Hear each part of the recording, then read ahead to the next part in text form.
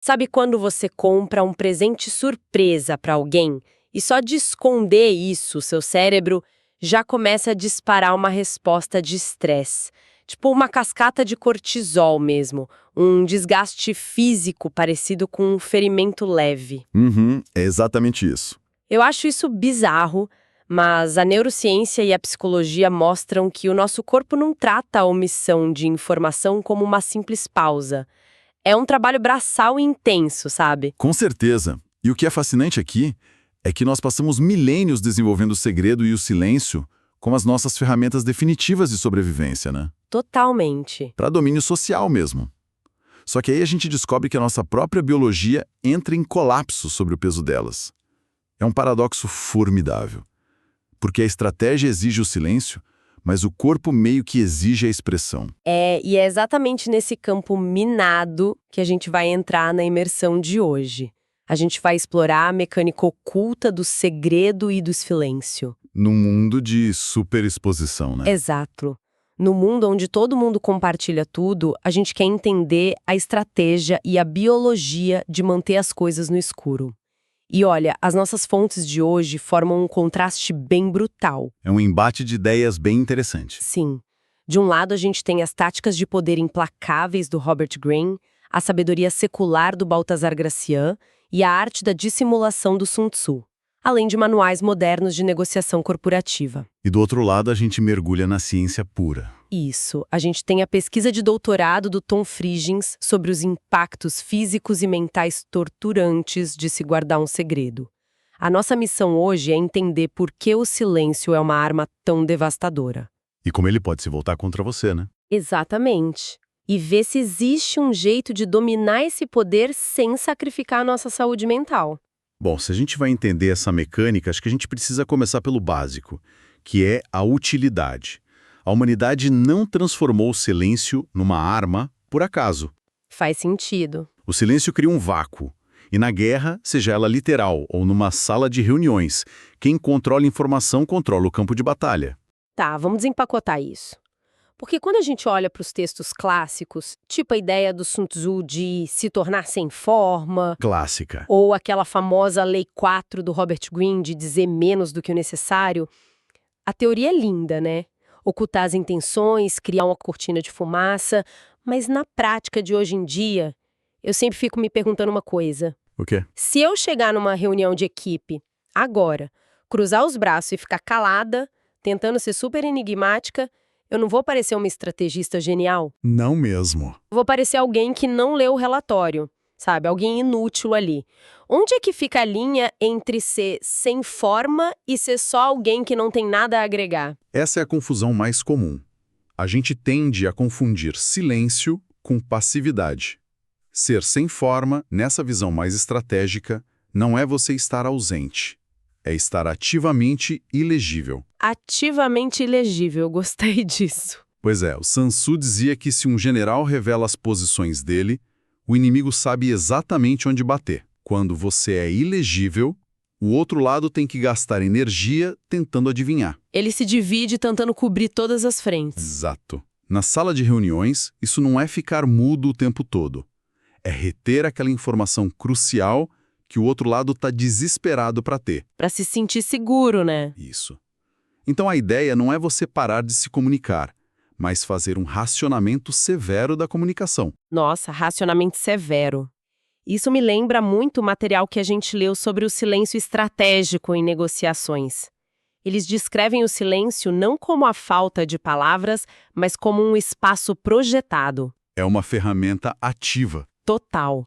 Tem aquela regra dos 10 segundos que eu li e fiquei chocada com o quão agressivo isso soa na prática. Ah, essa regra é poderosa. É bizarro, você faz uma pergunta difícil, a pessoa responde, e aí em vez de você emendar um comentário, você simplesmente mantém o contato visual e conta até 10 mentalmente. E o silêncio fica ensurdecedor. Sim, a fonte diz que, na imensa maioria das vezes, a outra pessoa simplesmente desmorona e começa a falar sem parar. Como é que isso funciona neurologicamente? É pura pressão cognitiva.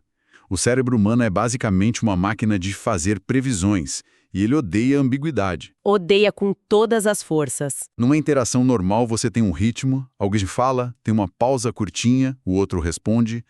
Quando você joga esse espaço projetado, você quebra o contrato social da conversa na hora. E aí a ansiedade bate. Bate forte. O cérebro da outra pessoa entende essa ambiguidade repentina como um sinal de perigo. Ocorrem pequenos picos de estresse cognitivo ali mesmo. A pessoa pensa, tipo, meu Deus, eles odiaram o que eu disse, eu falei besteira, o que tá acontecendo? Exatamente isso. E qual é o instinto para aliviar esse desconforto? Preencher o silêncio. Isso, preencher o espaço. A pessoa começa a se justificar, a oferecer concessões que nem foram pedidas ou revelar coisas dos bastidores só para buscar sua aprovação e acabar logo com aquele silêncio constrangedor. Cara, é uma dinâmica de poder muito nua e crua.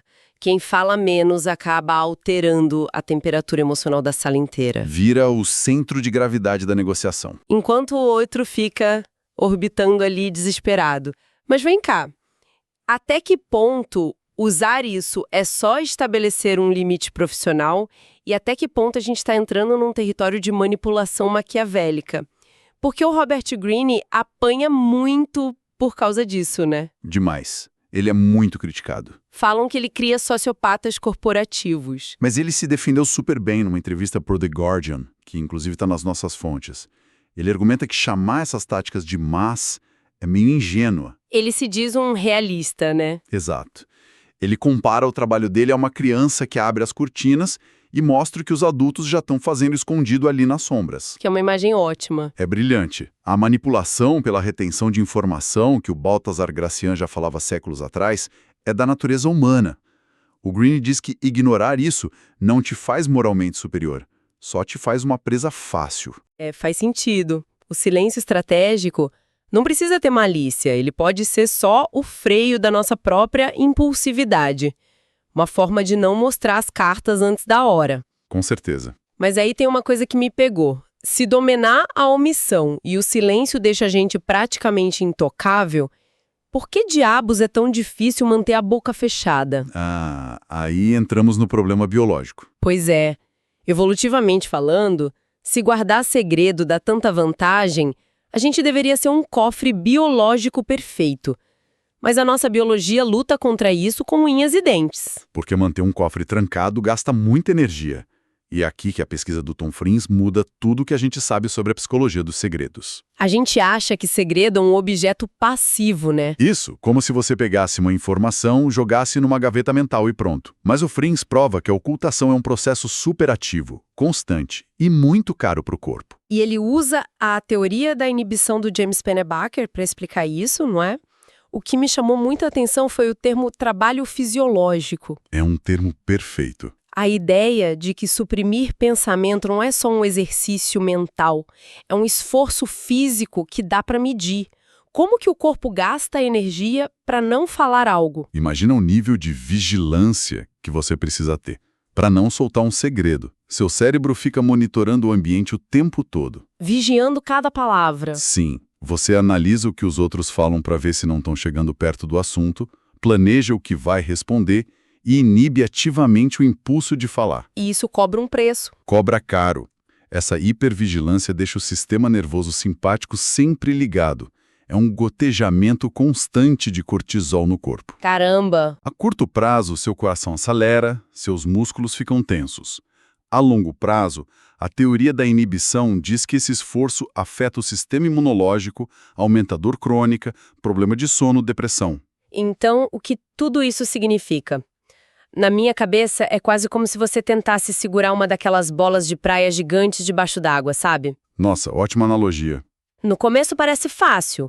Você afunda a bola e pensa, tranquilo, tá sob controle. Mas a água empurra de volta. Exatamente. A pressão da água tá ali o tempo todo jogando a bola pra cima. Você tem que forçar o ombro, as costas, fazer microajustes sem parar pra manter ela lá no fundo. E você não pode relaxar. Nem por um segundo, porque se você se distrair, a bola espirra com tudo para a superfície, voando água na cara de todo mundo. Essa imagem é perfeita para ilustrar como o corpo inteiro recruta energia para isso. E ainda tem um agravante mental profundo que o Fringes documentou. Qual? O modelo do ciclo obsessivo, ou teoria do processo irônico. Ah, é aquele negócio de não pense no elefante rosa, né? Isso, quando você guarda um segredo, o comando interno é não posso pensar nisso para não acabar falando sem querer. Certo. Mas para você suprimir um pensamento, o seu cérebro precisa checar toda hora se você não está pensando naquilo. Que ironia! É o processo irônico. E o simples fato de checar já traz a informação de volta para sua consciência de um jeito super intrusivo, Criando um loop. um loop infinito. O pensamento intrusivo gera ansiedade, que aumenta o esforço para tentar esquecer, o que só deixa o pensamento mais forte. Nossa, que tortura! Nos estudos dele, com adolescentes que escondiam coisas dos pais, esse ciclo consumia tanta energia que a percepção que o jovem tinha dele mesmo começava a distorcer. E aí entra um fator das fontes que eu achei devastador. Esse dano todo não acontece só na mente de quem está segurando a bola debaixo d'água. Tem o efeito nos outros. Sim, tem um efeito cascata em cima das pessoas das quais a gente está escondendo a coisa, os alvos do segredo.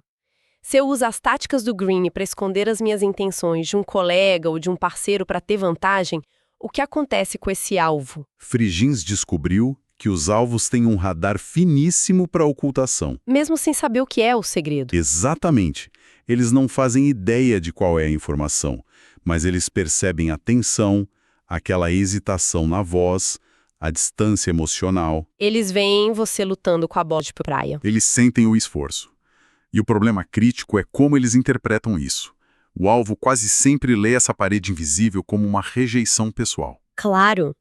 Eles não vão pensar, ah, nossa, que tática formidável de poder. Eles vão pensar, ah, ele não confia em mim, ele ergueu um muro aqui. E o que a pessoa faz quando se sente rejeitada? Ela recua, tira o apoio emocional. E se afasta. Pois é. E isso ataca a nossa necessidade humana mais básica, que é o pertencimento.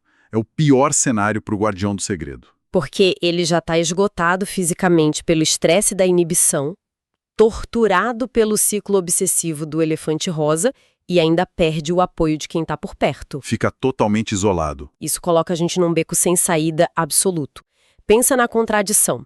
Se a gente segue os manuais clássicos de poder, a gente tem que reter informação para manter o controle. Sim. Mas se a gente revela tudo de forma transparente, perde a vantagem tática. Só que, se a gente guarda os segredos, mergulha numa espiral de estresse biológico e acaba afastando todo mundo. Parece que o sistema te obriga a escolher entre ter poder ou ter saúde mental. Tem alguma saída documentada na pesquisa para escapar dessa armadilha? Tem sim. E ela subverte a ideia de que o segredo tem que ser, por definição, solitário. Ufa! O que a pesquisa do Fringes mostra com força é que o normal do ser humano não é o isolamento. A imensa maioria dos segredos pesados não é guardada por uma pessoa só. As pessoas dividem. Elas adotam o segredo compartilhado. Elas acham pelo menos um confidente. E colocar essa terceira pessoa na equação muda toda a matemática da coisa. Aqui é onde a coisa fica realmente interessante. Porque quando as fontes comparam quem guarda segredo sozinho com quem compartilha com alguém de confiança, o resultado parece mágica. Os dados são impressionantes. O Fringes notou que ter um segredo compartilhado zera quase todos os efeitos destrutivos da inibição. A depressão cai, o estresse físico despenca. Por que falar para uma única pessoa tem esse poder todo de cura? Porque quebra o motor do dano. Quando você fala o segredo em voz alta para um confidente, você para de suprimir o tempo todo. É uma válvula de escape. Uma válvula de escape para você processar aquilo. E isso corta aquele ciclo obsessivo na hora.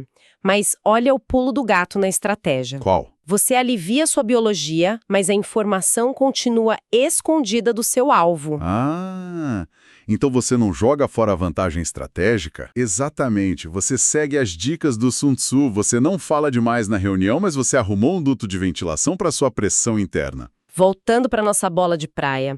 Compartilhar um segredo não é jogar a bola pro alto e deixar o parque aquático inteiro ver. Não mesmo. É transformar isso num jogo de arremessos embaixo d'água com alguém que você confia. A pressão agora está dividida, vocês conseguem descansar e o esforço vira um movimento em conjunto. E tem um subproduto maravilhoso nisso. O sociólogo William Bellman fala sobre fazer o segredo juntos. Como assim? Compartilhar não é só alívio de estresse, é a própria base da intimidade. Ah, de criar confiança. Isso. Quando você escolhe alguém para receber algo que te deixa vulnerável, você constrói uma muralha ao redor de vocês dois. Fica muito claro quem é o nós que sabemos e eles que não sabem. O que solidifica uma aliança como poucas coisas na vida conseguem. Com certeza. Isso muda totalmente aquela imagem que a gente tem do gênio maquiavélico lendo Robert Greene, né? A gente acha que o mais poderoso da sala é aquele cara frio que não confia em ninguém. O lobo solitário. Mas a pesquisa do Friends prova o contrário. Quem opera com segredos compartilhados tem uma competência social muito maior, resolve conflito mais fácil, nutre relacionamentos melhores. E se conectarmos isso ao cenário geral, a gente percebe que a verdadeira maestria do poder não é aguentar a tortura de ficar isolado. Não é ser um cofre. É a gestão cirúrgica das suas fronteiras. Um grande estrategista é um arquiteto de círculos de confiança. É saber muito bem quem é o alvo que precisa ficar no escuro e quem é o confidente que o precisa entrar na tenda para você não perder a sanidade. Isso é genial. E a gente fez um arco imenso hoje, né? Começamos lá nos campos de batalha antigos, com as táticas de silêncio e de se tornar sem forma para controlar o outro. Vimos o vácuo da informação em ação. Mas quando a gente olhou para nossa biologia, ficou escancarado que o corpo não foi feito para segurar mentira e omissão sozinho. O custo é devastador. E a solução não é abrir o jogo para todo mundo. É a aliança seletiva. O segredo vira uma cola entre aliados em vez de um veneno. E isso deixa a gente com uma perspectiva muito diferente sobre as coisas que escondemos às 7 chaves. Elas podem ser uma armadura, mas sozinhas viram um fardo insustentável. Perfeito. E para a gente encerrar essa imersão, eu fiquei pensando numa provocação. Se a ciência prova que compartilhar um segredo íntimo com uma ou duas pessoas é o que cria os laços de confiança mais profundos da nossa espécie... O que acontece hoje com as redes sociais? Exato. O que significa a nossa obsessão por postar e compartilhar tudo com o público, geral. Num mundo onde a gente pega o que antes era do confidente e joga para uma plateia anônima, a gente corre um risco silencioso. De perder a intimidade real. Sim. Se a gente matar a cultura do segredo íntimo compartilhado em nome dessa transparência performática, a gente pode estar destruindo a própria engrenagem que a gente usa para forjar conexões humanas inquebráveis. Fica a reflexão para quem está ouvindo. Até a próxima. Até mais.